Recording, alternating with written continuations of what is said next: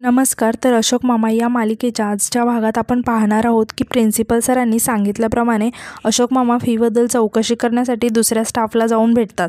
आता सर सांगतात की शाळेची टोटल फी 4 लाख रुपये आहे. याच्या व्यतिरिक्त तुम्हाला ॲडिशनल क्लासेस, ट्रिप्स किंवा बस चार्जेस वेगळे भरावे लागतील.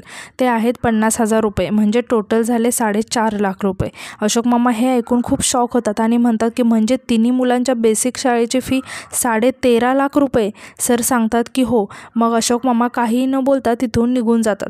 यानंतर दुसरीकडे आपण पाहतो की फुलराणी मुलांना म्हणते की तुम्हाला मी एकटं घरी सोडून गेले तर मामा मला ओरडतील. अरे, त्यांनी रिक्वेस्ट केली म्हणून बाकी सगळ्या कामांना सुट्टी टाकून मी इथे थांबले आहे तुमच्यासाठी. मग तुम्हाला इथेच सोडून गेले तर कसं चालेल? काय करू काहीच कळेना झालं आहे मला. आणि परत म्हणते की मी एक काम करते, मामांना फोन करते आणि त्यांना सांगते की जरा लवकर या आणि मग ते आले की मी जाते. असं म्हणून ते अशोक मामांना फोन करायला लागते. पण अशोक मामा फोन घरातच विसरून गेलेले असतात. फुलराणी वैतागून म्हणते की काय करावं बाई, या म्हाताऱ्याला वापरताच येत नाही फोन. समा फुलराणीला समजावत म्हणते की फुलराणी आंटी तू नको टेन्शन घेऊ, आम्ही व्यवस्थित. फुलराणी म्हणते की असं कसं तुम्हाला सोडून जाणार? तितक्यात तिला परत प्राजक्ताचा कॉल येतो. समा म्हणते की फुलराणी आंटी तू खरंच जा, आम्ही दारही उघडणार नाही आणि घरात पसारासुद्धा करणार नाही. तेव्हा फुलराणी म्हणते की एक शेफाली ताई किंवा ईश्वर काकांना सांगून जाते.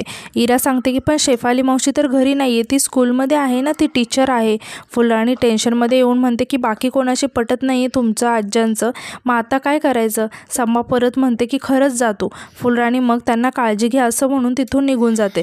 तर दुसरीकडे आपण पाहतो की अशोक मामा खूप नाराज झालेले असतात.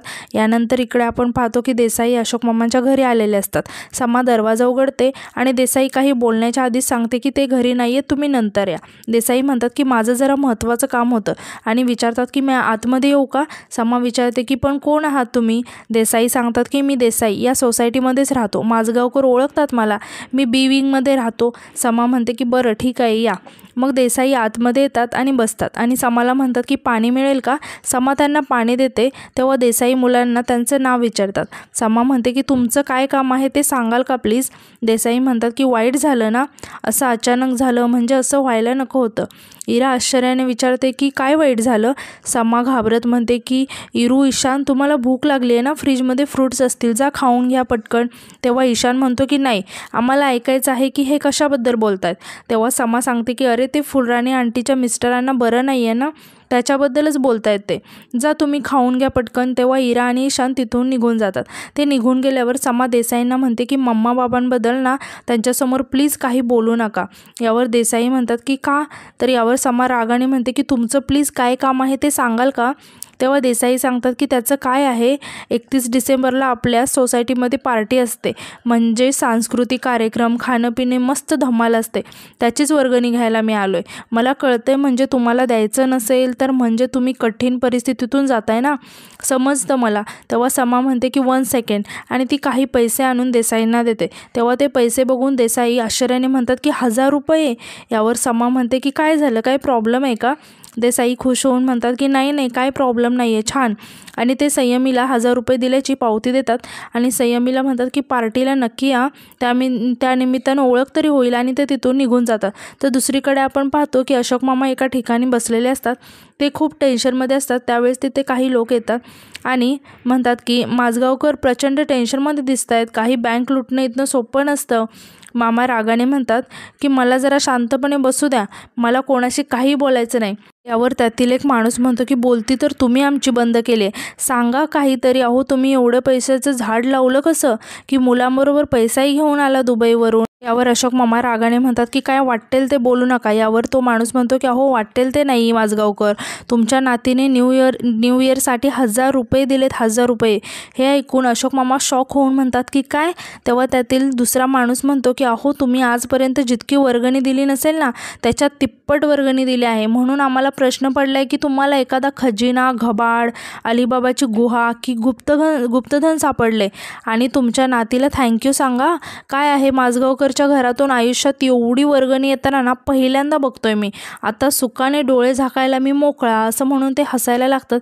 अशोक मामा मात्र खूपच चिडलेले असतात. तर दुसरीकडे आपण पाहतो की संयमी अमित आणि पल्लवीच्या लग्नाचा फोटो बघत असते आणि ती खूपच इमोशनल झालेली असते. तितक्यात ईशानला आवाज देत तिथे येते. आता संयमी इराचा आवाज ऐकून पटकन फोटो लपवते आणि इराला विचारते की काय झालं गं इरा. तेव्हा इरा सांगते की अगं ईशानला सगळीकडे बघितलं मी, पण कुठेच सापडत नाही आहे. ते कुठे जाऊन बसला काय माहिती. या घरात कुठे लपण्यासारखी जागा पण नाही आहे. यावर संयमी म्हणते की थांब आपण बघूया. मग त्या दोघीही ईशानला शोधायला लागतात. मात्र ईशान कुठेच त्यांना दिसत नाही. तेव्हा तिथे अशोक मामा येतात. अशोक मामा खूपच चिडलेले असतात. ते इराला म्हणतात की धाकले आज जा. तेव्हा इरा म्हणते की आजोबा ईशान. मात्र अशोक मामा तिचं काहीच ऐकत नाही. ते तिला रागात म्हणतात की मी काय म्हणालो, आज जा. आता संयमी अशोक मामाला विचारते की का, काय झालं. अशोक मामा संयमीला विचारतात की 1000 रुपये दिलेस वर्गणी म्हणून, कुणाला विचारून दिलेस. तेव्हा संयमी म्हणते की ते मागायला आले होते. तेव्हा अशोक मामा रागाने म्हणतात की उद्या इस्टेट मागतील, मग टाकायची का फुंकून. संयमी म्हणते की अहो मी तुम्हाला फोन करत होते पण तुमचा फोन इथे घरातच होता. तेव्हा अशोक मामा म्हणतात की अगं पण मी येणारच होतो ना. संयमी म्हणते की मला काय माहिती आहे की नाही द्यायचे ते. अशोक मामा रागाने म्हणतात की उलट बोलू नकोस हा. संयमी खूप रागाने अशोक मामांकडे बघत असते. तेव्हा अशोक मामा म्हणतात की 1000 रुपये काय तुला थोडे वाटले काय. 1000 रुपये वर्गणी एका फालतू धांगडधिंग्यांसाठी. किंमत कळते का तुला 1000 रुपयांची. इकडे एक एक दिवसाचं गणित जमवताना तोंडाला फेस येणार आहे माझ्या, आणि तू 1000 रुपये दिलेस. कुबेर नाही आहे मी की माझ्याकडे घबाड नाही आहे. नसलेल्या श्रीमंतीचं उगाच प्रदर्शन मांडू नका. तेव्हा संयमी रागाने तिथून जायला लागते. अशोक मामा तिचा हात पकडून तिला थांबवतात आणि विचारतात की कुठे निघालीस. यावर संयमी रागाने म्हणते की ईशानला शोधायला. लपाछुपी खेळताना गायब झालाय तो, कुठेतरी गेलाय तो, मला त्याला शोधायला जाऊ द्या. हे ऐकून अशोक मामा खूप शॉक होतात आणि ते घाबरत म्हणतात की 1 मिनिट तू जाऊ नकोस, तू इथेच बस, मी जातो त्याला शोधायला. आणि ते खूप घाबरलेले असतात. अशोक मामा ईशानला शोधायला खाली येतात.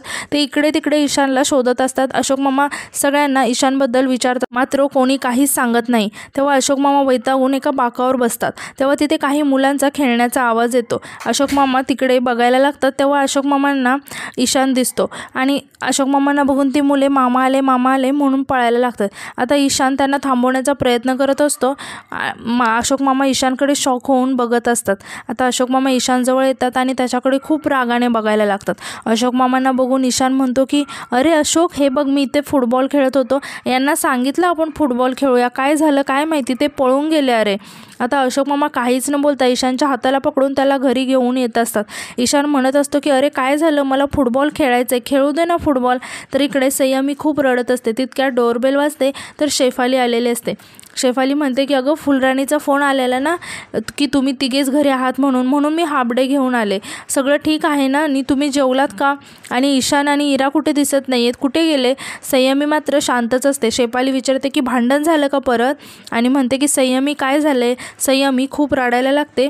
तेव्हा शेफाली विचारते की संयमी बाळा काय झाले. तेव्हा संयमी शेफालीला मिठी मारून खूप रडायला लागते. शेफाली संयमीला म्हणते की बाळा तू शांत हो आधी, काय झाले सांगशील मला.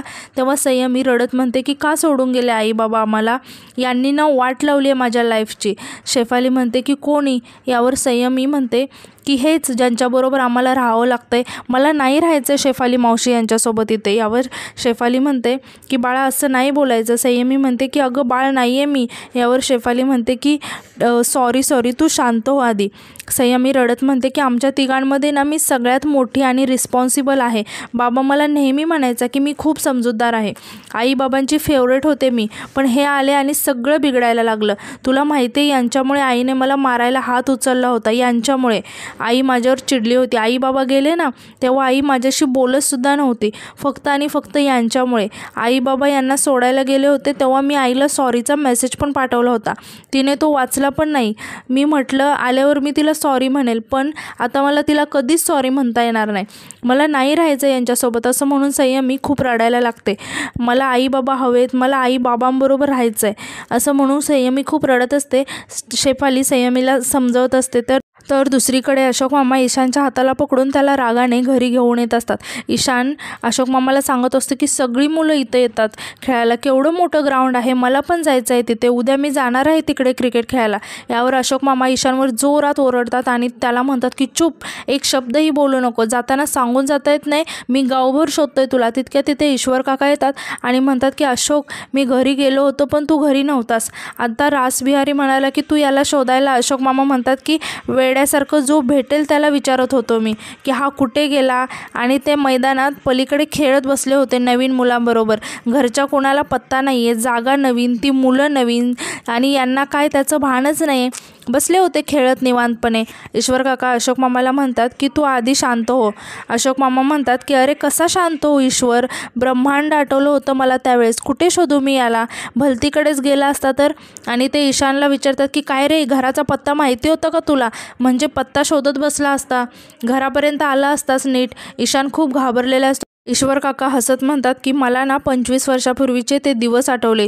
तू नाही का अनिशला बागेत खेळत असताना असाच खेचत घेऊन यायचा, सारखं त्या जनावरांच्या पाठीमागे उगाचच का वेळ घालवतोस म्हणून त्याला ओरडायचा, काय काय खिशात घालून आणायचा पोरगा बाबा.